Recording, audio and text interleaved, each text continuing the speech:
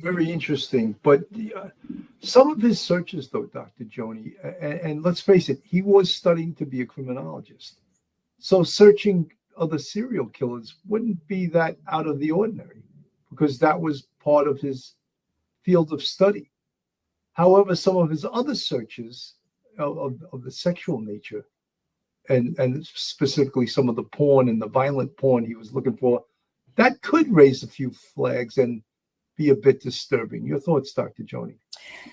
I agree. I think that you're right. I mean, when I hear about searches about, sexual or pornography that involves women sleeping or being unable to resist or that kind of thing, it certainly tells me this is somebody who who's attracted to this idea of having complete control over somebody in a sexual way. So not so much are looking necessarily for an equal partner or somebody they can have that kind of genuine relationship, but somebody they can dominate and have this sense of control over. And I think when we look at some of, Bryan Kohberger's background, it makes sense. I mean, it's not uncommon, I think, for people who felt bullied in the past, who felt helpless or victimized in the past by other people to want control. But the form it's taken in terms of having this sexual interest in completely powerless women, I think is disturbing and concerning.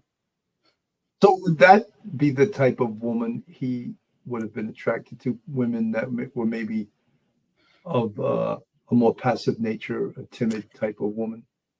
I'm certainly speculating here about him, but I would certainly say, so I want to be sure I say that, and I'll say it probably more than once as we're talking, but I think what I'm saying is not necessarily. So for example, if if I have this fantasy of being in complete control, it may not have a lot to do with who my partner or my victim maybe is, as much as it is the interaction that we have. So I might want to have somebody who's very outgoing or very powerful in some respects. And the fantasy that I have is I have complete control over this person. So I'm even more powerful. So it doesn't mean they're going to be attracted to a certain personality type necessarily. It just means this is a fantasy of this relationship with the opposite sex in a sexual way. What turns me on is the idea of being completely in control of this person who, if you're asleep or you're powerless in some respects, you're like an object, right? You're not participating in this, at least willingly or knowingly. Someone, Jane C. in the chat, his beating up Kaylee near death was aligned with his intrigue of women passed out. And Jane C., thank you for that comment.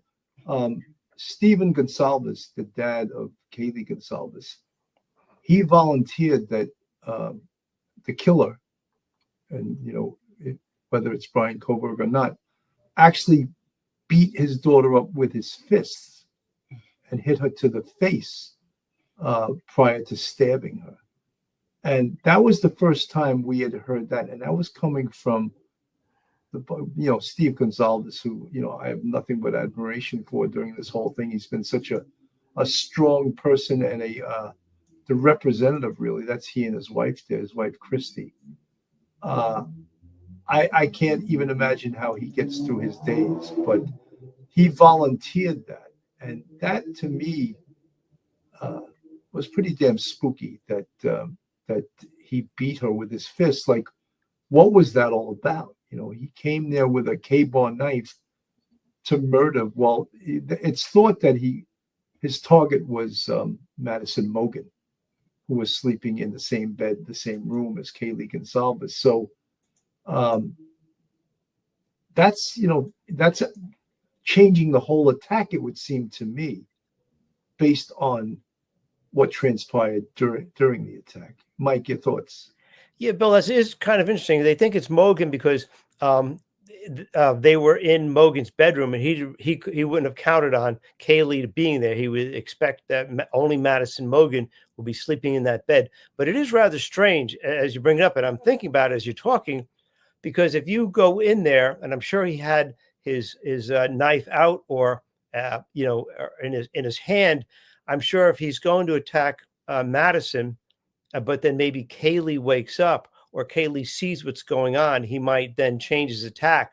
But at that point, what does he do with his knife? if he basically beat her to an inch of her life and then maybe stabbed her, he'd probably have to put the knife down, and maybe that's where the knife and the sheath got disconnected and forgot all about it. That may have unnerved him.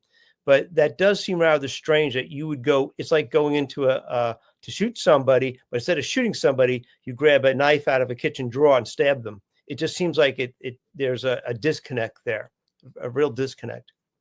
You know, Dr. Joni, I had always thought, and I'll put a picture of the 4 victims up on the screen. You know, Madison Mogen, Kaylee Gonzalez, Zana Knodel, and Ethan Chapin. And I think that Kohberger probably thought that he was going into a house with just females. I don't think he expected Ethan Chapin to be there. In fact, he was not supposed to be there.